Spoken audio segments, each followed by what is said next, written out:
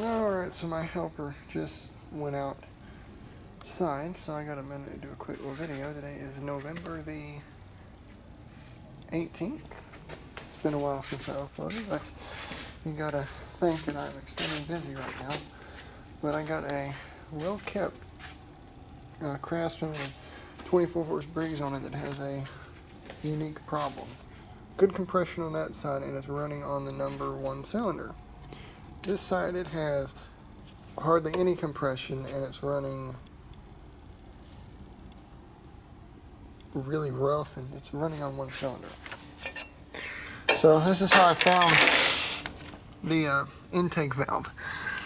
For some reason, I don't know how it happened, this lock right here where you go to set the valve clearance came out. It literally punched the end cap off the valve, or whatever that thing is called, the adjuster. And that's exactly how I found it. So I took the push rod out, reseated it back inside the cam, and now it doesn't work. So that valve, intake valve's not working. That's why it had 30 pounds of compression when it should have had 60, because it has a compression release. So now I got to take this whole motor off, invert it, which means it's upside down, pull the pin, pull the cam, probably put a new cam and a new governor in it.